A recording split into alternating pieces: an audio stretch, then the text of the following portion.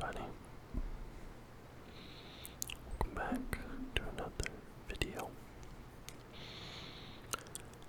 I kinda lucked out a little bit with WWE Backlash being on when it was. Because I've just been kinda sitting around waiting for the first round of the NBA and NHL playoffs to finish up, but the Cavaliers Magic still has a Game 7 on, even though Game 1 of Minnesota and Denver's already happened, which absolutely I hate that the NBA does that. It sucks so much. And Vegas Dallas has a Game 7 as well.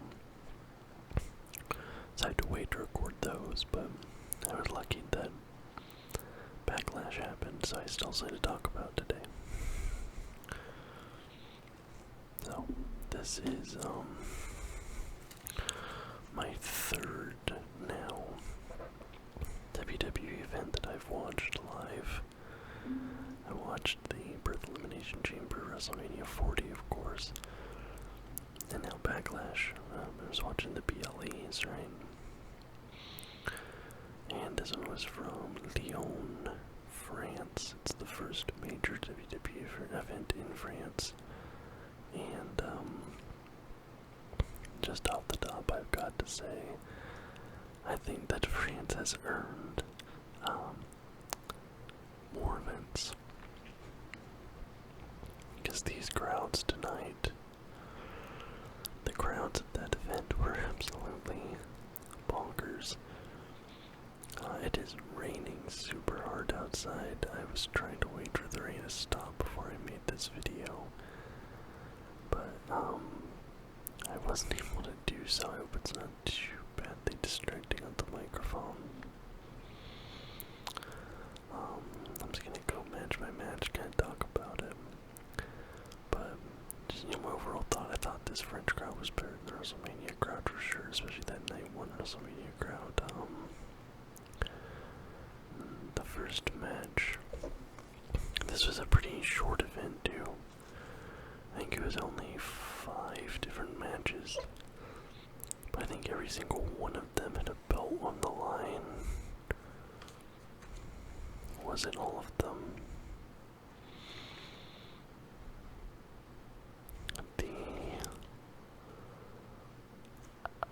The Bloodline versus Kevin Owens and Orton might not have had a belt. That one had a belt, that one had a belt, that one had a belt.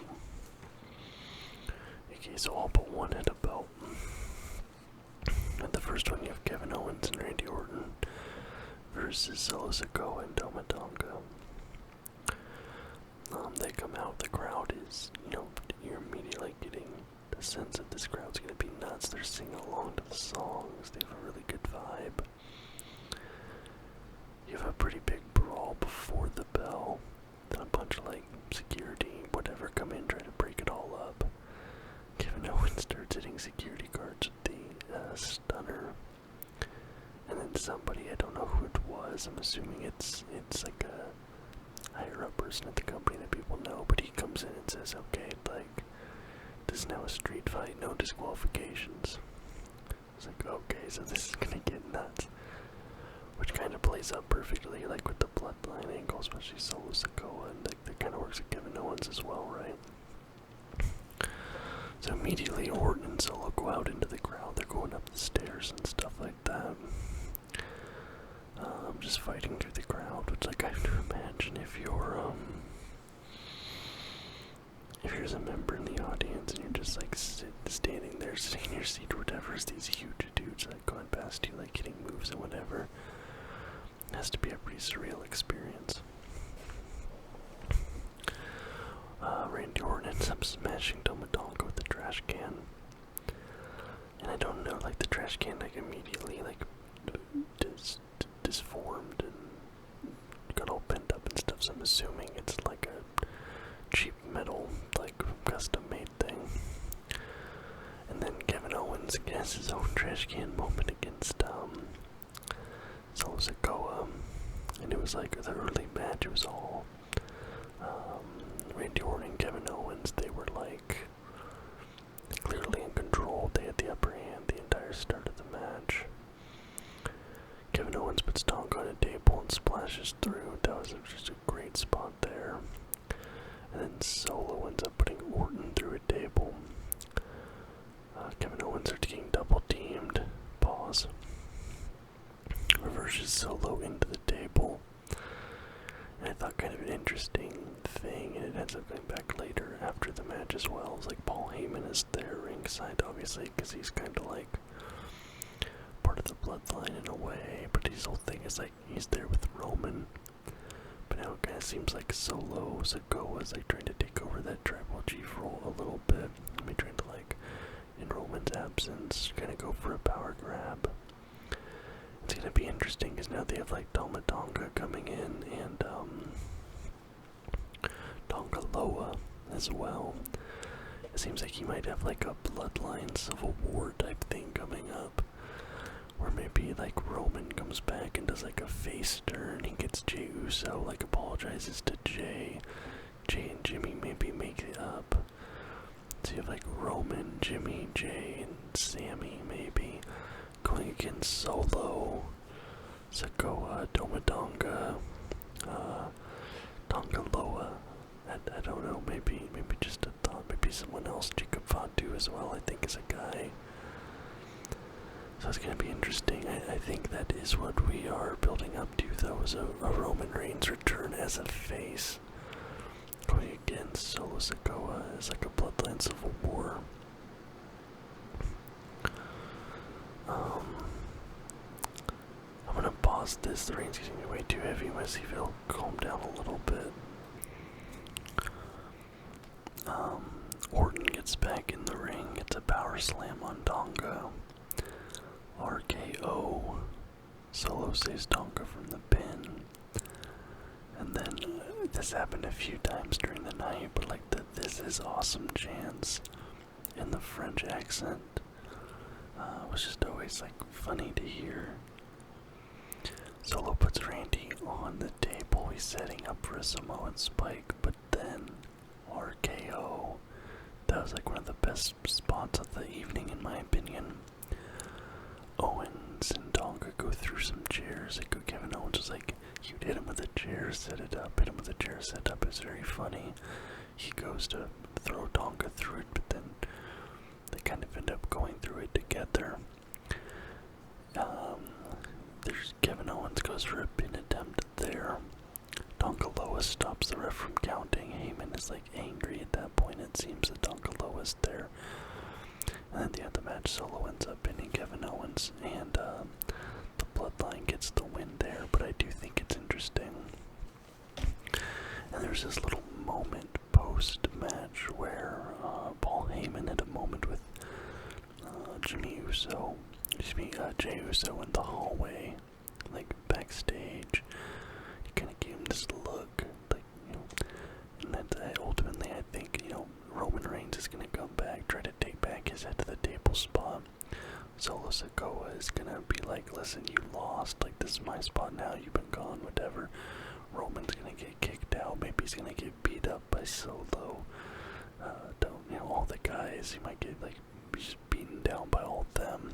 He's going to have to, like, go apologize, atone for kind of what he's done in the past. I think we have a face turn Roman coming up. It's, in my opinion, that's one of those interesting plays you can take this story. But overall, it was a pretty good match. I think it was a great way to open this show. You immediately got to see how great this crowd was. The second match, you had Bayley versus Naomi versus Tiffany in the triple threat for the women's belt. And I was like, I'm happy with any of these. Of these, probably Naomi and Tiffany would be my picks. Tiffany came out. It's Tiffy time. You know what it is. Naomi also had a really cool entrance. Honestly, I felt like even though she's the champion, Bayley had the kind of the weakest entrance of the three, which was just kind of weird. And honestly, at first it kind of felt like the crowd was a little bit quiet for Bayley. They come around later, but it was just interesting. Early on, there's a few quick pin attempts that are all kicked out of. Tiffany goes for a double pin, and then Tiffany has a double stomp on Naomi.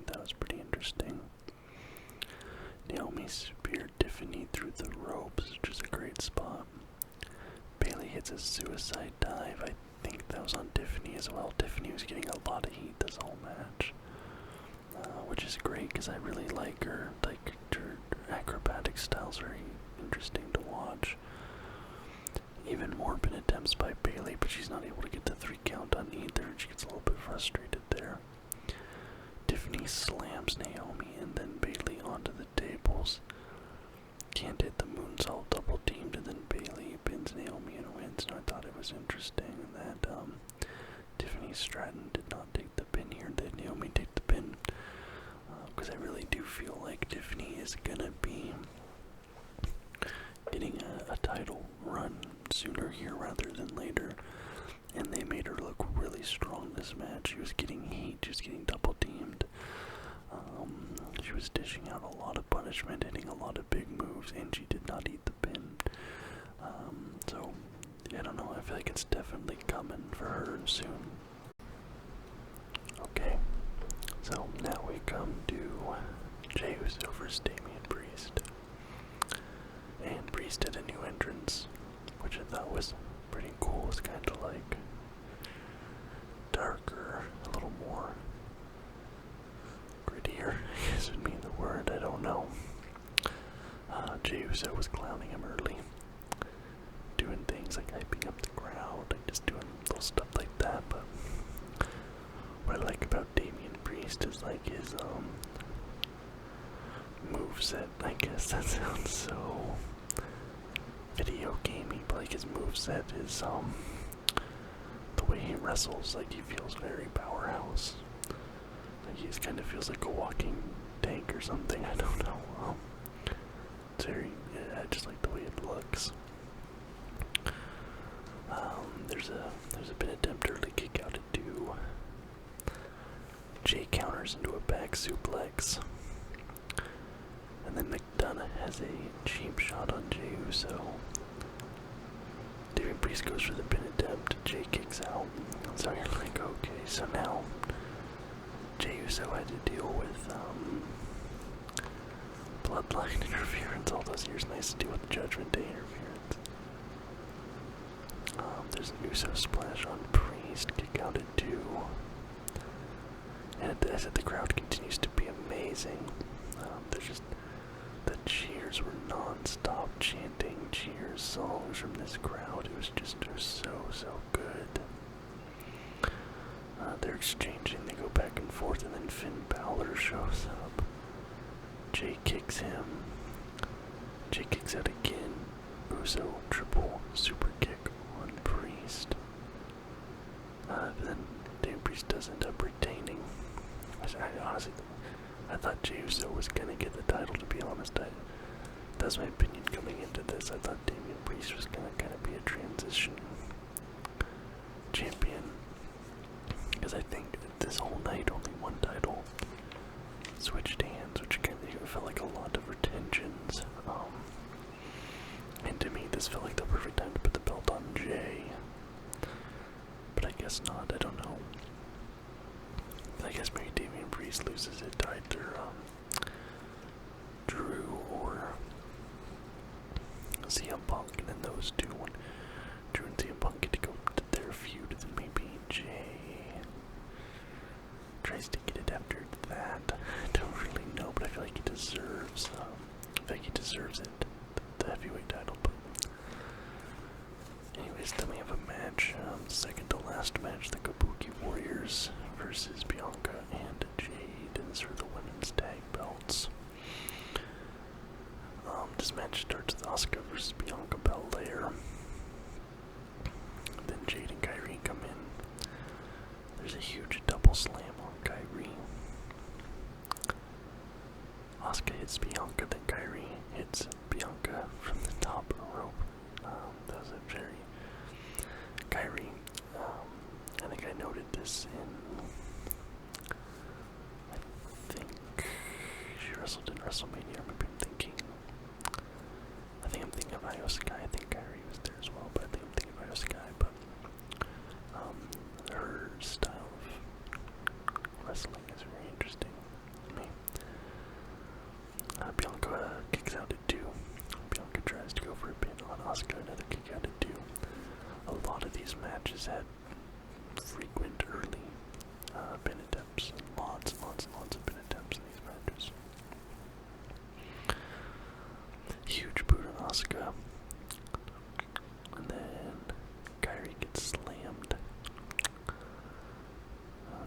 this weird moment with the ref, and I saw like a lot of people online getting mad about this, blaming different people. But the ref saying like Kyrie isn't legal, wasn't allowed to go for the cover pin on Jade, I believe it was at the time. I saw a lot of people criticizing this match. I don't know if it's just because I haven't been watching that long, so I don't really like notice certain things. But nothing really seemed bad or out of the ordinary to me. There was people saying like there was a lot of botches or something in this match, but again, like nothing really stood out to me except for kind of the weird moment with Kyrie, but I'm assuming that was like scripted, right? But yeah, I don't know if I just missed something or if I just don't know what to look for, but I didn't notice people talking about a lot of botches or something. I didn't notice that. And then Asuka was holding Bianca and Kyrie from the top rope at this big, huge, great move on her. Jade gets a front slam on Kyrie. And then Bianca pins new champions in Bianca Belair and Jade. I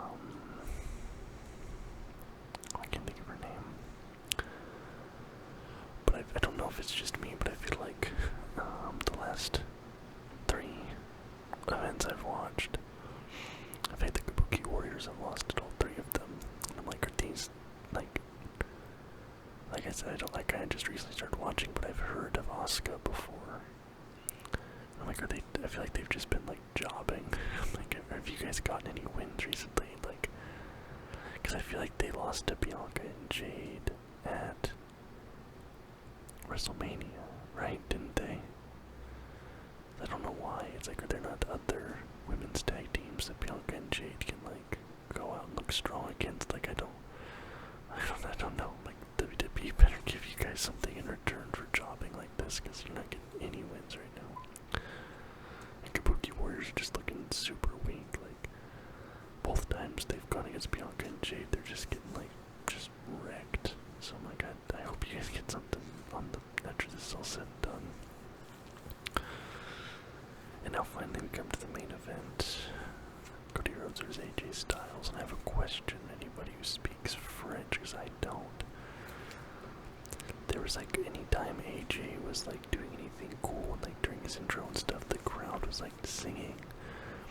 I don't really know what they're saying, but it's kind of like da da da da da da da, and then it was like la la la la la la la la la la la la, and they like kept singing that anytime there was anything with AJ. So I don't know if you speak French, what were they saying, or is that maybe like something from an earlier point in AJ's career or something? I don't really know, but it was happening frequently enough that I noticed it.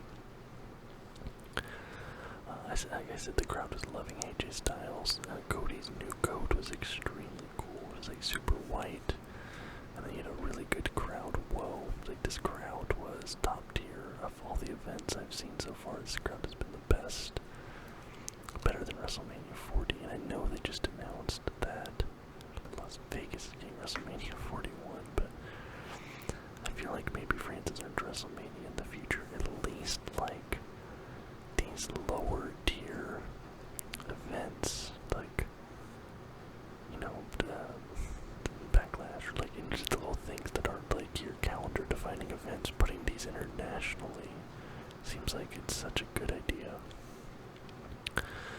And then the crowd kept singing Kingdom after the music came down, and the whole crowd was jumping. You could, like, the camera angle, you could see he was literally doing this. And also, apparently, this was the first female main event championship referee, so that was pretty interesting. The match started with lots of chain wrestling. They went to the ground, like, doing, like, really old school traditional wrestling, and I guess given the background of the 2 men in the match, that makes a lot of sense. It was pretty cool to see. Then Cody slammed AJ across the face. They had this cool moment where they were exchanging chops. They'd spin around chop, spin around chop. Cody launches AJ like threw him over his head, and then didn't hold him vertically, tosses him again. AJ finally gets some momentum. Pin attempts, kick out at 2. Cody uppercut, and it was just, it's always so good. It's that uppercut. AJ clears the French language announcing table. He wants to put Cody through there. AJ counters Cody off the top rope. Cody counters the moonsault that comes afterwards, and then Cody power slams AJ. Get a huge crowd pop after that. Just they were live all night. AJ with the pin attempt. Cody picks out. Kicks out, Cody kicks out. Cody then throws AJ through the friends announcer's table. They exchange blows in the center of the ring, and I liked they were kind of like, let's do this, and like meeting in the middle. I think it happened 2 or 3 times. Bionic elbow. AJ kicks out, and then AJ countered the Cody cutter. Cody goes into the corner, AJ pin attempt, Cody kicks out. Huge slam, AJ, burning hammer. And Cody kicks out, doesn't even like get the 1 count. And he just like no sold it. And then he did this like little Hulkamania thing for a second. Cody was like, that doesn't work for me, brother.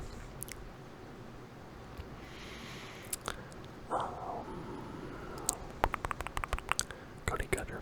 AJ kicks out. Cody counters AJ leaping off the top rope. Cody crossroads has been at that point countered twice. So I was like, okay, what's gonna happen? He's gonna finally hit the crossroads on the 3rd attempt. Boom, that's gonna be enough to win it. Cody cutter off the top rope. A super boom off the top rope. It was fantastic. Like, it was crazy. It's like he hits the Cody cutter off the cross rope, and like when he hits him, it's like him and AJ both kind of like paused for a second. It's like time stood still. Like it was really just a perfect execution crossroads pin. Cody retains, and yeah, that was the first major televised title defense for Cody Rhodes' reign, but he has, I think he's already defended it twice already.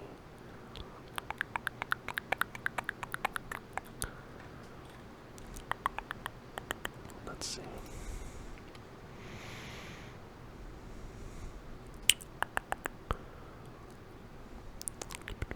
Universal Champion, how many? Yeah, he defended it against Shinsuke Nakamura. I thought he defended it against,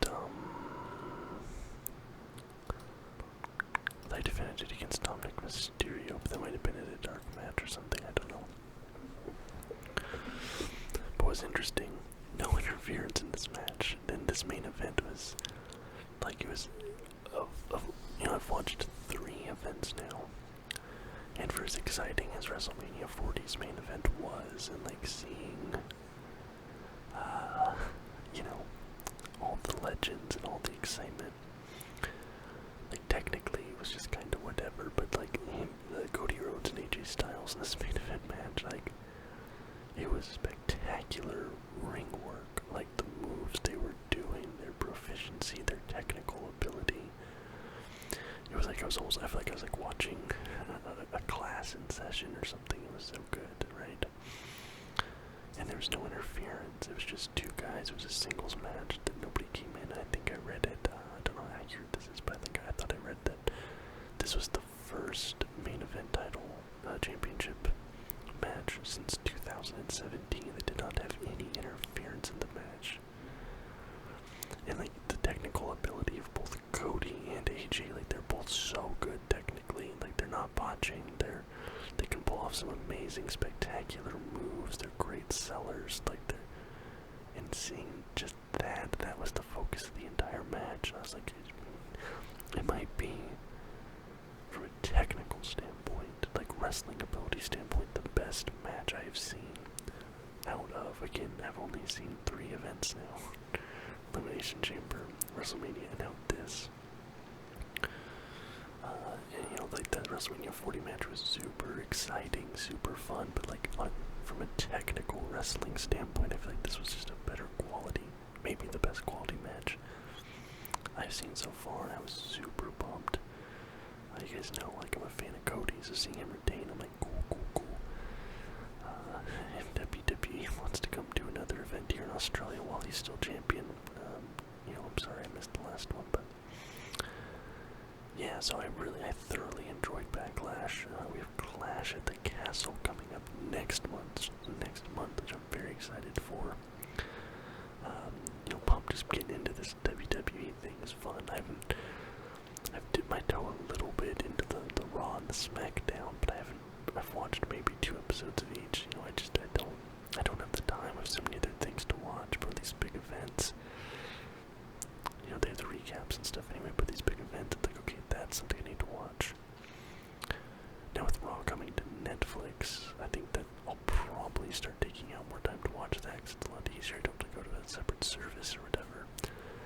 But anyways, if you guys watched Backlash, let me know what you thought in the comments down below. I thoroughly enjoyed it. Tomorrow should be NBA round 1 recap, round 2 preview. The day after tomorrow is gonna be NFL, or should be NHL round 1 review, round 2 preview, and then Wednesday I'm gonna put up this little video just of some recent games and movies that I've picked up at the thrift store. Just a short little